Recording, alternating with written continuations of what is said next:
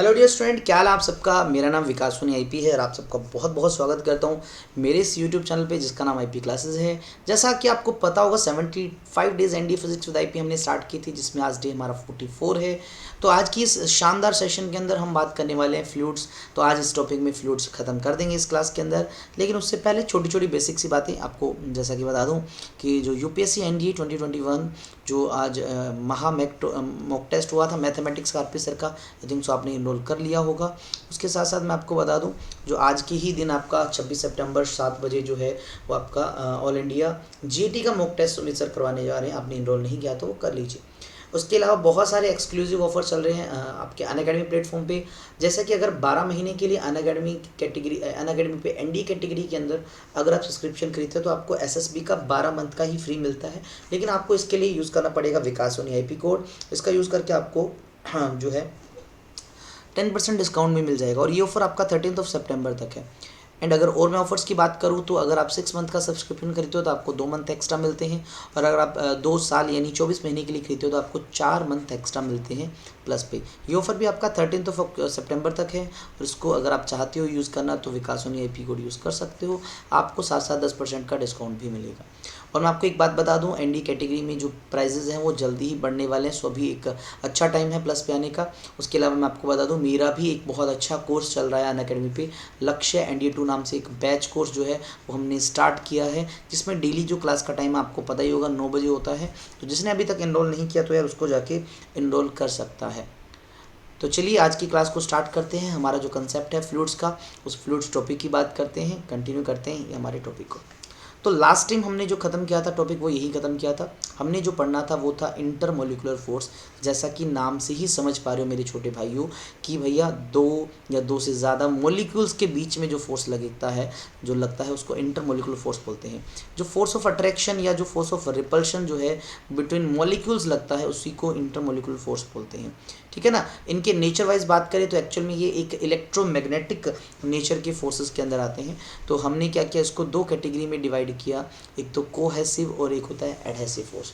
लेकिन नाम से याद रखना बहुत आसान है। को का मतलब होता है सेम, जो सेम सब्सटेंस के बीच में लगे वो कोहेसिव है, और एडी अलग से याद रख सकते हो, ए फॉर अलग, ए फॉर एडहेसिव। तो यानी जो अलग अलग सब्सटेंस के बीच में लगी उसको एडहेसिव फोर्स बोलते हैं। जैसे मैं तुम्हें बोलता हूँ कि आपने क्या किया, एक पेन से कॉपी पे लिखा तो कॉपी के पेज पे आपके पेन की जो इंक है वो स्टिक कर गई, तो वो उतरेगी नहीं। Because of what? Because of adhesive force. Because page और जो इंक के पार्टिकल्स अलग अलग हैं। और वही मैं आपको बोलता हूँ कि आपने क्या किया, पानी की बात करूँ तो पानी के मॉलिक्यूल जो आपस में जुड़े हुए हैं वो कोहेसिव फोर्स के साथ है।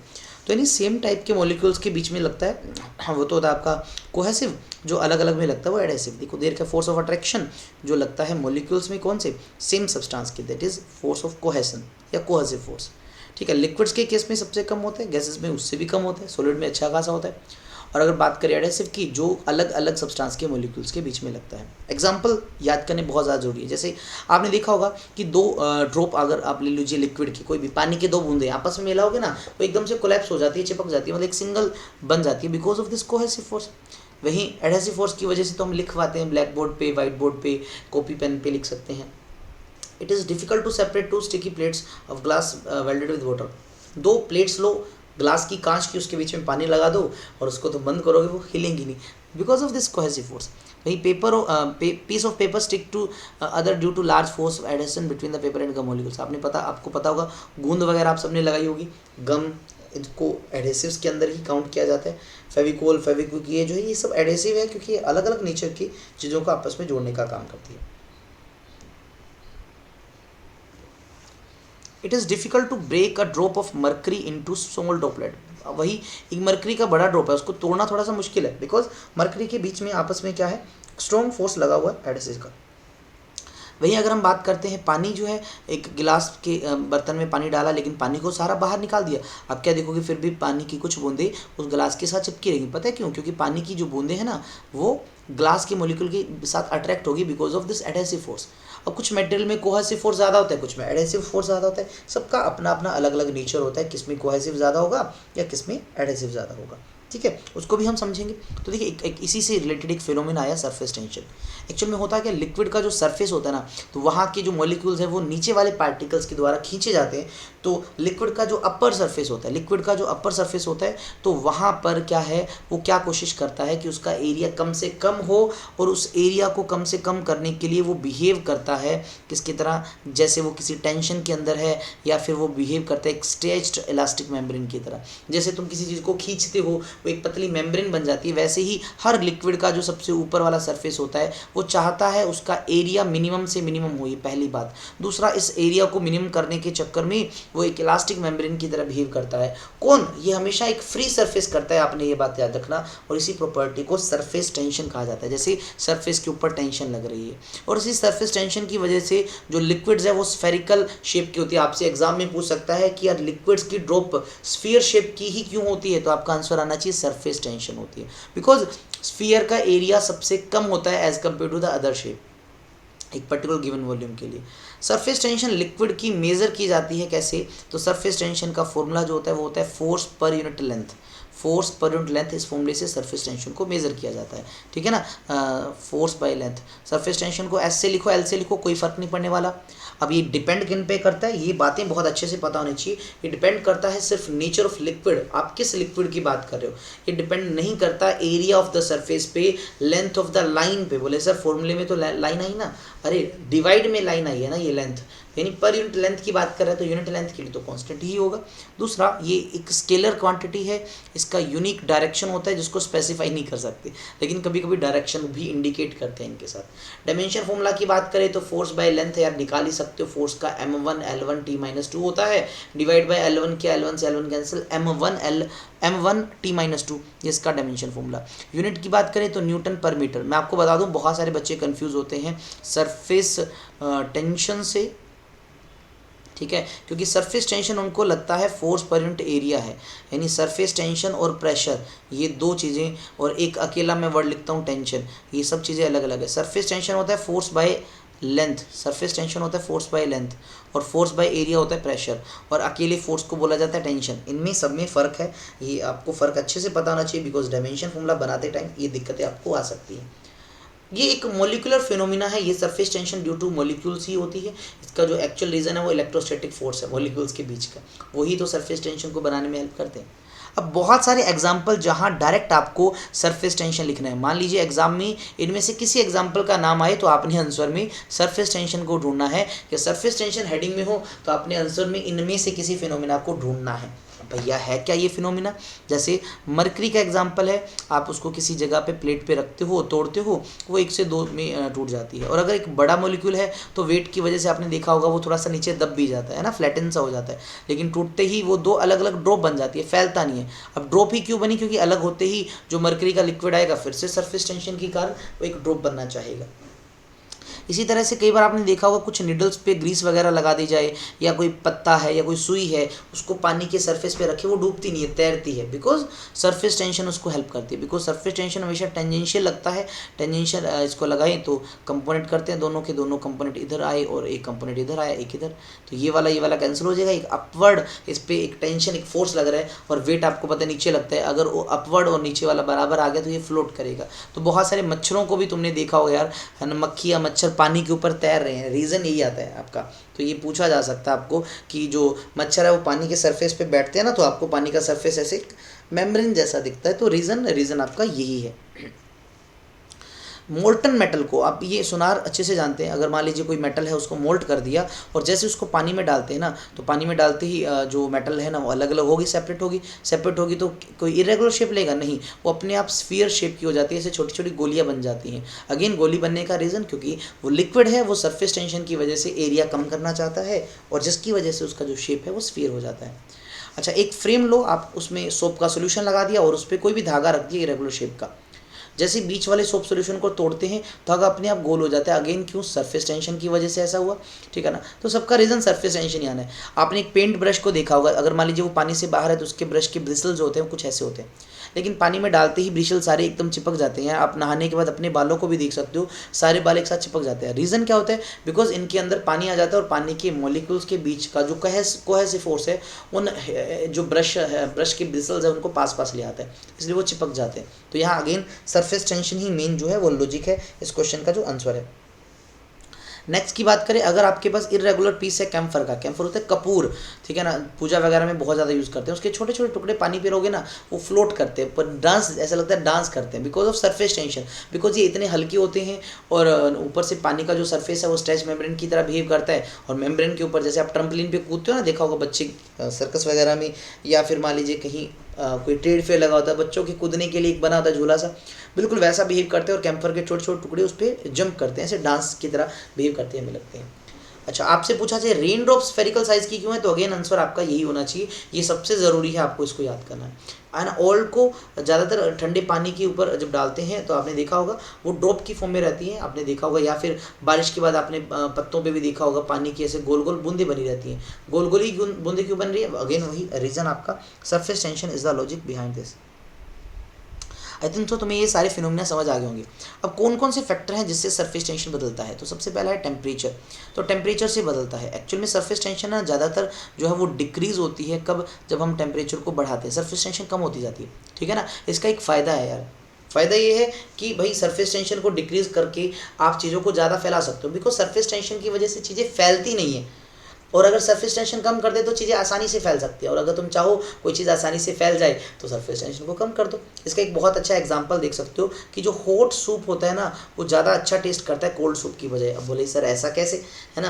अब देखो ठंडा सूप पियोगे तो आपको टेस्ट का पता नहीं लगेगा, बिकॉज ठंडा सूप है तो टेम्परेचर कम है, सरफेस टेंशन ज़्यादा है, तो आपकी जीभ पे ज़्यादा नहीं फैलेगा। और वहीं हॉट सूप है तो टेम्परेचर ज़्यादा होने से सरफेस टेंशन कम हो गया, तो वो तुम्हारी जो जीभ होती है ना, जीभ पर क्या हो जाएगा, फैल जाएगा। जैसे ही जीभ पे फैल जाएगा तो अच्छे से टेस्ट आएगा तुम्हें, इसलिए गर्म खाने का टेस्ट बहुत अच्छे से पता लगता है एज़ कम्पेयर टू ठंडे के। मशीनरी के पार्ट जाम हो जाते हैं सर्दियों में, आपने देखा होगा, सर्दियों में बिकॉज टेम्परेचर कम हो जाते हैं, सरफेस टेंशन बढ़ गया तो चीज़ें स्टिक हो जाती हैं, आसानी से मूव नहीं कर पाती। हर एक के पीछे देखो यार कितना मस्त कारण है। दूसरा, इम्प्योरिटी को ऐड करके भी हम क्या कर सकते हैं, सरफेस टेंशन को कम ज़्यादा कर सकते हैं। अब कम ज़्यादा क्यों बोल रहा हूँ, that all depends upon impurity, तुमने कौन सी इम्प्योरिटी ऐड की है। जैसे एग्जांपल में अगर आप देख पा रहे हो यहाँ पर, अगर आप हाईली सोल्यूबल सब्सटेंस जैसे कि सोडियम क्लोराइड पानी में डिजोल्व करते हो तो इससे सरफेस टेंशन बढ़ जाता है। जैसे पानी में जितने भी ज़्यादा साल्ट होंगे सरफेस टेंशन को बढ़ाएंगे, उससे पानी अच्छे से कपड़ों को धो नहीं सकता। लेकिन वहीं आप क्या करते हो, उसमें फेनोल या कोई डिटर्जेंट जैसी चीज़ें डालते हो पानी में, वो सरफेस टेंशन को डिक्रीज़ कर देता है, जिससे कि कपड़े आसानी से धुल जाते हैं, वो जो पानी है आसानी से कपड़ों पे फैल जाता है। या फिर तुमसे बोल दिया जाए कि हार्डनेस ऑफ वाटर को रिमूव कैसे किया जाता है, यार हार्डनेस ऑफ वाटर को रिमूव करना है या सरफेस टेंशन को लोअर कर दो। अच्छा, एक तरीका ये भी देखा होगा आपने कि आपके घर में लेडीज़ लोग जो हैं वो कपड़े अच्छे से धो लें, इसलिए पानी को कई बार गर्म भी करते हैं ना। गर्म पानी करने से देखो अगेन पानी को गर्म करेंगे तो सरफेस टेंशन डिक्रीज़ हो जाएगा, और सरफेस टेंशन डिक्रीज़ होने का मतलब पानी ज़्यादा फैलेगा कपड़ों पे, तो कपड़ों पे जितना ज़्यादा फैलेगा उतना अच्छे से काम करेगा। लॉजिक वही है, लेकिन आपने तब तक दिमाग नहीं लगाया होगा कि यह सर ऐसी चीज़ें यहाँ भी होती हैं। बिल्कुल यहाँ होती है। अब सरफेस टेंशन के फ़ायदे क्या है, मतलब कहाँ फ़ायदे उठा सकते हैं। तो पहला तो देख लो, ऑयल और जो ग्रीस है ना उसके जो धब्बे लगे होते हैं कपड़ों पर, उसको निकालना है तो इसका यूज़ कर सकते हैं। कैसे, अभी भी मैंने सारा बताया ना कि आप तो या तो गर्म पानी यूज़ करो या पानी के अंदर डिटर्जेंट या साबुन डाल दो, उससे सरफेस टेंशन डिक्रीज़ हो जाता है, और सरफेस टेंशन डिक्रीज़ होने से पानी आसानी से फैलेगा, तो साबुन वगैरह आसानी से पूरे दाग पे लगेगा और उसको आसानी से बाहर निकाल पाएगा। वहीं एंटीसेप्टिक सॉल्यूशन, कहीं चोट लग जाए, मान लीजिए यहाँ पर कोई वाउंड है, घाव है, तो मैं चाहता हूँ कि दवाई अच्छे से पूरी फैल जाए। वो तभी फैलेगी जब उस दवाई की सरफेस टेंशन कम हो। तो एंटीसेप्टिक, डेटोल ऐसी कंपनियां जो है ना इनको जब बनाती है, कोशिश रहती है सरफेस टेंशन कम की जाए ताकि ज़्यादा से ज़्यादा फैल सके। ऐसी जो लुब्रिकेंट्स होते हैं ऑयल वगैरह, उनके अंदर भी यही लॉजिक है। ऑयल लुब्रिकेंट्स हैं, ऑयल है, पेंट, इवन दीवारों पे तुम चाहते हो पेंट एक ही जगह पे जमा रहे या पूरा फैल जाए, आप चाहते हो कि पूरी दीवार पे फैल जाए, ज़्यादा से ज़्यादा एरिया पे लगे, तो उसकी सरफेस टेंशन को कम रखा जाता है। वैसे अगर मान लीजिए समुद्र में कई बार क्या होता है, बड़ी बड़ी लहरें उठती है, तो उसका यूज़ किया जाता है। Oil spread over the surface of water because the surface tension of the oil is less than the surface tension of cold water. ठंडे पानी पे ऑयल को डाल देते हैं तो सरफेस टेंशन को डिक्रीज कर देता है। रफ सी मतलब जिसमें लहरें ऊपर नीचे उठ रही हैं, उसको शांत करने के लिए भी इसका यूज़ किया जाता है। सोल्जरिंग एक्चुअल में क्या होता है, जिसको एक कहा जाता है प्रोसेस जिसमें दो मेटल्स को, या आप किसी भी, जैसे मान लीजिए एक प्लेट है सर्किट की, तो एक तार को यहाँ पर जोड़ना है, तो आपको पता है वो सोल्जरिंग की जाती है ना। सोल्जर एक्चुअल में तो एक अलॉय का नाम है, ठीक है ना। टिन वगैरह का बना होता है, तो उसमें क्या होता है, एक फ्लक्स नाम का एक येलो कलर का एक सॉल्यूशन ही समझ लो, सॉल्यूशन आप बोल के आपको सेमी सॉलिड सा दिखता है यार, जेली टाइप सा दिखता है। तो उस फ्लक्स को लगाने से क्या होता है, फ्लक्स को जैसे ही तुम टिन पे लगाते हो, टिन की वायर पे लगाते हो, तो वो आसानी से मेल्ट हो जाती है और आसानी से फैल जाती है। तो जॉइंट पे आसानी से फैलेगी तो उसको लगा देगी। और अगर तुम फ्लक्स को ऐड नहीं करते तो ये एज इट इज़ ड्रॉप्स की फॉर्म में रहता है टिन, और जल्दी से फैलता नहीं। देखो लॉजिक यहाँ हर जगह सरफेस टेंशन का, बहुत मज़ेदार कंसेप्ट है। अब छोटा सा टॉपिक है सरफेस एनर्जी।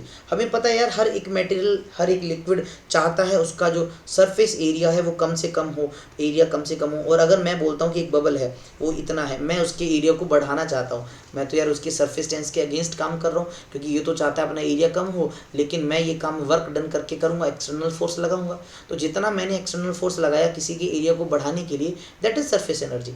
और सरफेस एनर्जी का बड़ा सिंपल सा फॉर्मूला है, क्या है, surface tension multiply by increase in area.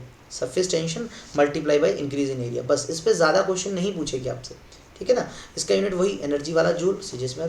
और एक बहुत अच्छी बात है यहाँ पर ध्यान सुना, when a bigger drop split into smaller drops energy is required to break it, but when smaller drop collapse to form a bigger drop energy is released. जब एक बड़ी ड्रॉप छोटे में टूटती है तब एनर्जी रिक्वायर्ड होती है, और जब जो छोटी ड्रॉप जुड़ती हैं तो इस टाइम में एनर्जी रिलीज होती है। यानी ये एक टाइप से एंडोथर्मिक है और ये आपका एक टाइप से एक्सोथर्मिक की तरह काम करता है, ठीक है। तो यार लाइक एंड शेयर करते रहे सब बच्चे यार इस वीडियो को। मुझे पता है आज की वीडियो हमारी ये रिकॉर्डेड है, लेकिन आपके लिए वीडियोस कंटिन्यू इसी तरह से, इसी फ्रिक्वेंसी से आती रहेंगी यार। अब वीडियोस हमारी रुकने वाले नहीं हैं, तो सिलेबस को भी थोड़ा जल्दी कवर करेंगे। हम भी जल्दी जो प्रीवियस क्वेश्चन है आपको पता होगा ग्रेविटेशन के और फ्लूइड से जो पूछे गए हैं वो सारे आपको एक वीडियो में मैं करवाने वाला हूँ एक आधे दिन के अंदर, उसको भी अपन शेड्यूल कर देंगे, ठीक है ना। तो जल्दी ही आपको उसका अपडेट मिल जाएगा। तो इस वीडियो को यार लाइक एंड शेयर जरूर करना। अभी ये ख़त्म नहीं हुई, अभी हमारा कंटेंट काफ़ी पड़ा है, उसको हम देखते हैं। तो एक्सेस प्रेशर क्या होता है, देखो एक्सेस प्रेशर जब भी कोई लिक्विड आपके पास हो या कोई भी बबल वगैरह आपके पास हो जिसका सरफेस प्लेन ना हो, जैसे मान लीजिए कंटेनर में लिक्विड है, ये तो प्लेन सरफेस है, हो सकता है कोई लिक्विड है उसका जो सरफेस ऐसा हो, बिल्कुल ऐसा होता है, मेनिस्कस कहा जाता है अपर सरफेस को, मेनिस्कस ऐसा कन्वेक्स जैसा हो सकता है, और कुछ लिक्विड का मेनिस्कस ऐसा भी हो सकता है कौन आपका नीचे की तरफ। ये तो बन गया ऊपर की तरफ, तो मैं बना देता हूँ नीचे की तरफ। नीचे की तरफ भी होता है meniscus, depending upon the liquid, उसकी सरफेस टेंशन, उसकी प्रॉपर्टीज़ के बेसिस पे।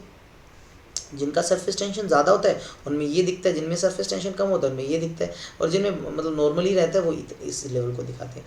तो अगर सरफेस सीधा होने की बजाय कर्व हो जाए, जैसा कि तुम इन डायग्राम में देख रहे हो, जैसे बाहर की तरफ निकल गया अंदर की तरफ चला गया, कन्वेक्स या कनकेव हो जाए, तो उसी की वजह से है ना, कनकेव साइड में आप क्या देखते हो, pressure on the concave side है लिक्विड के थोड़ा सा ज़्यादा हो जाता है। जैसे ये तो एकदम प्लेन लेवल है, यानी जितना इधर प्रेशर उतना इधर, यहाँ तो बराबर है, there is no excess pressure, कोई भी जगह पे एक्स्ट्रा प्रेशर नहीं है। लेकिन यहाँ पर देखोगे तो यहाँ पर सरफेस टेंशन के तुम कंपोनेंट करो, एक इधर सरफेस टेंशन एक इधर, एक कंपोनेंट इधर हुआ, एक इधर हुआ, इसका एक कंपोनेंट इधर एक इधर, तो नेट फोर्स नीचे लग रहा है, नेट फोर्स नीचे लग रहा है, तो यानी हमें ऊपर की तरफ एक एक्स्ट्रा प्रेशर लगाना पड़ेगा इसको बैलेंस करने के लिए, वरना ये सरफेस वापस प्लेन हो जाएगा।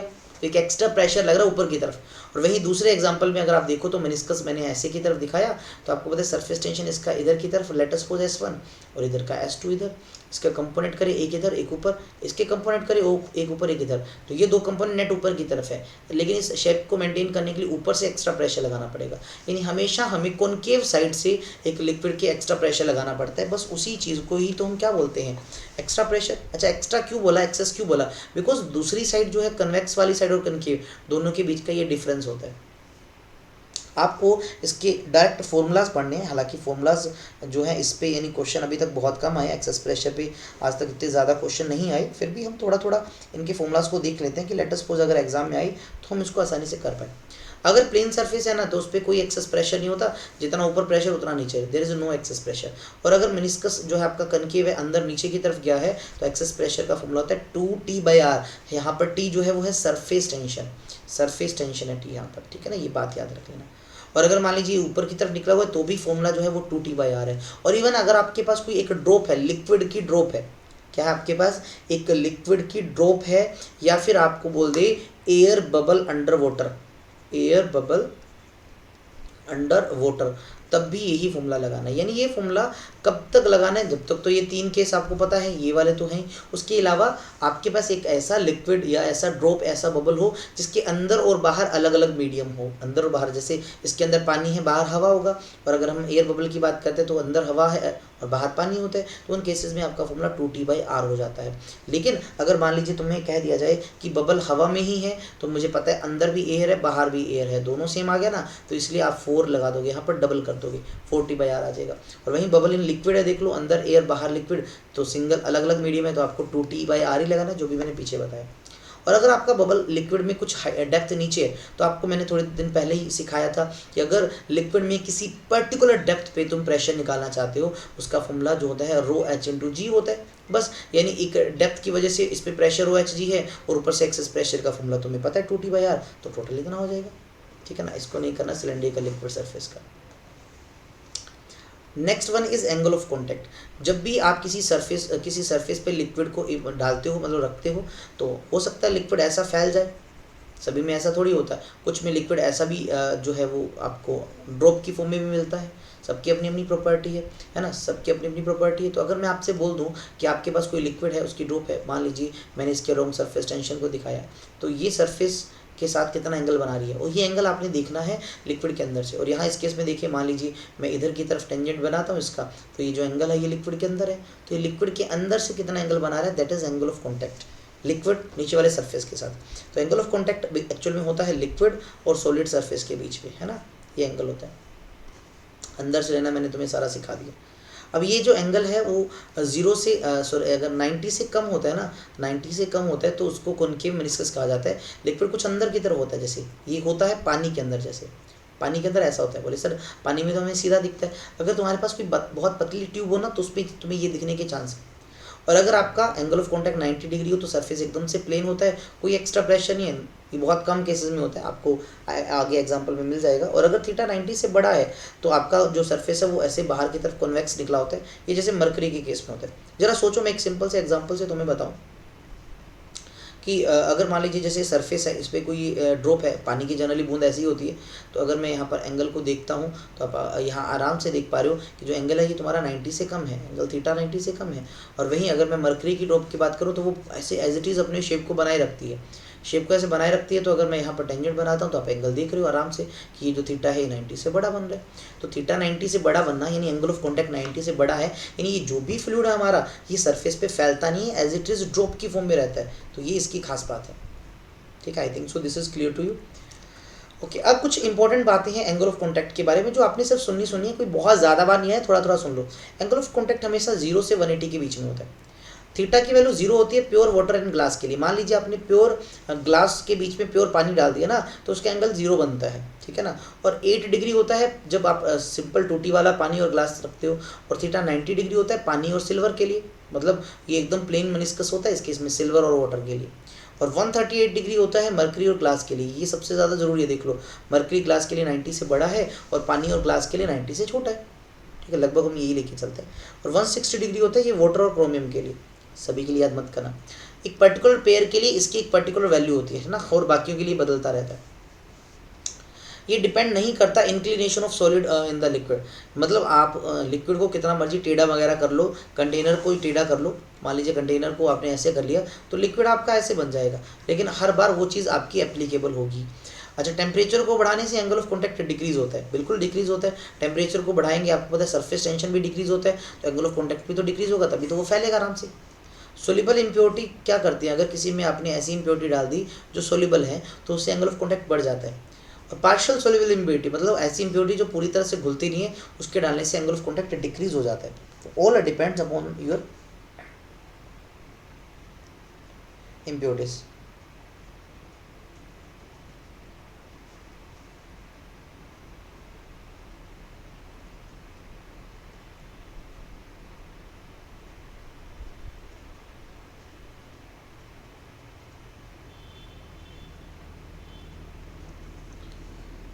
चलिए आगे बढ़े हमारे टॉपिक पे। अच्छा जी, लास्ट टॉपिक आता है कैपिलरिटी का। क्या है देखिए, जब आपके पास एक बहुत पतली ट्यूब हो, बहुत पतली, इसको बोलते हैं tube of very narrow bore, narrow तो समझ रहे होंगे, बहुत पतली बोर वाली, इस ट्यूब को कैपिलरी कहा जाता है। जब तुम इसको किसी लिक्विड में डालते हो, जब तुम इसको किसी लिक्विड के अंदर डालते हो, अब डिपेंड करता है लिक्विड पे। अगर लिक्विड तुम्हारा इस तरह के मेनिस्कस वाला है, तो लिक्विड अपने आप उसमें ऊपर राइज करता है। और अगर लिक्विड तुम्हारा इस तरह के मेनिस्कस का है, तो लिक्विड का लेवल अपने आप इससे नीचे की तरफ जाता है, है ना। तो लिक्विड या तो राइज होगा या फॉल होगा, या तो वो असेंड करेगा या डिसेंड करेगा, है ना। वो डिपेंड करता है आपके लिक्विड पे। लेकिन ट्यूब बहुत पतली होनी चाहिए। इस फिनोमिना को कैपिलरिटी कहा जाता है। ध्यान से सुनना कि अगर एक बहुत नैरो बोर वाली ट्यूब है, आपने उसको एक लिक्विड में डिप किया, तो आप क्या देखोगे, लिक्विड या तो उसके अंदर असेंड करेगा, ऊपर जाएगा, राइज होगा, या फिर वो डिसेंड करेगा यानी वो फॉल होगा। और इसी को ही हमने कहा कैपिलरिटी। अच्छा, रीज़न इसका क्या लिखोगे, तो रीज़न लिखोगे सर इसका रीज़न है प्रेशर का डिफरेंस। जैसे तुमने इस ट्यूब को पानी में या लिक्विड में या जिसमें भी डाला, तो मेनिस्कस इसके अंदर भी बनेगा, तो ऊपर और नीचे प्रेशर का डिफरेंस होगा, जिसकी वजह से लिक्विड अपने आप राइज होगा, या फिर जो लिक्विड है वो अपने आप क्या होगा, नीचे की तरफ फॉल होगा, प्रेशर को बैलेंस करने के लिए। ठीक है, तो ये इसका रीज़न होता है क्यों ऊपर और नीचे जाता है। पतली ट्यूब में ही ऐसा जनरली मिलता है, अदरवाइज एंगल जो आपका मेनिस्कस पूरी तरह से बन नहीं पाता। This is the reason. अच्छा, कैपिलरिटी के एग्जांपल, जैसे इंक जो होती है, आपने देखा होगा पतले से ब्लोटिंग पेपर के छोटे छोटे पोर्स होते हैं ना। आप मान लीजिए एक पेपर है, ड्राई था, उस पर आपने इंक डाला, धीरे धीरे आगे फैल जाती है। तो रीज़न ये कैपिलरिटी की वजह से उसका फ्लो हो जाता है। टॉवल सोक्स वाटर, तौलिया होता है, उसमें छोटे छोटे फाइबर्स होते हैं कपड़े के, है ना। तो क्या होता है, मतलब आपकी बॉडी से वो पानी को सोखता है और वो आगे ले जाता है उसको। Oil rises in the long neck, आपने देखा होगा एक जैसे बत्ती वगैरह होती है ना, इस तरह से, तो उसमें आग लगी होती है, तो क्या ऐसा होता है ये बत्ती पूरी जल जाती है, नहीं ना। ये लिक्विड अपने आप, यानी ये जो ऑयल अपने आप ना विक में ऊपर तक यहाँ तक पहुँचता रहता है, उसमें लगातार आग जलती रहती है। कैसे पहुँचता है, बिकॉज जो कॉटन होता है ना, रुई जिसको बोला जाता है, तो उस रुई के बीच में छोटे छोटे फाइबर बन जाते हैं। फाइबर जो होते हैं उसके में छोटी छोटी नैरो जो है ना वो आपकी स्पेस होती हैं, जो कि कैपिलरी का काम करती हैं।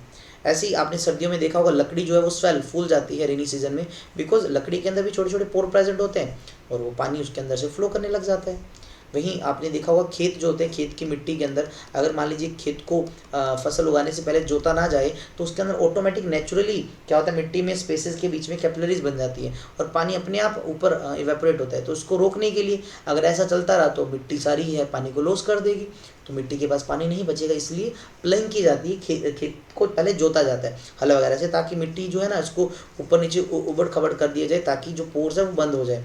और पोर बंद हो जाएंगे, आपको पता है क्या होगा इससे, क्या होगा भाई बताओ, पोर बंद होने से, पोर अगर बंद हो जाएंगे तो भैया पानी इवेपोरेट नहीं करेगा।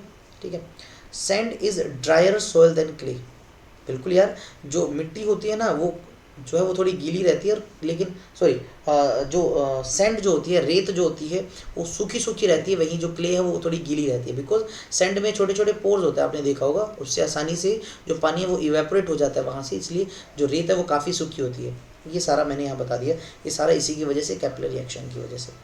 अब पानी कितना लिक्विड में ऊपर जाएगा या कितना नीचे जाएगा, है ना, इसके लिए एक फॉर्मूला दे रखा है हाइट पे। क्या है हाइट का फॉर्मूला, 2T/r/dg, या इसको लिख सकते हो 2T cos θ/r/dg। अब यहाँ पर देखिए टी है, यहाँ पर सरफेस टेंशन, थीटा जो है वो आपको पता है एंगल ऑफ कॉन्टैक्ट है लिक्विड का, ये तो डिपेंड करता है एंगल ऑफ कॉन्टैक्ट। अगर मान लीजिए आपके पास कोई कन्वेक्स मेनिस्कस वाला है तो थीटा बड़ा होगा 90 से, तो ऑटोमेटिक हाइट नेगेटिव आएगी, मतलब लिक्विड नीचे जाएगा। और वहीं आपका अगर कोई नॉर्मल पानी जैसा लिक्विड है, थीटा लेस देन 90 होगा, तो ये पॉजिटिव आएगा, मतलब वो ऊपर जाएगा।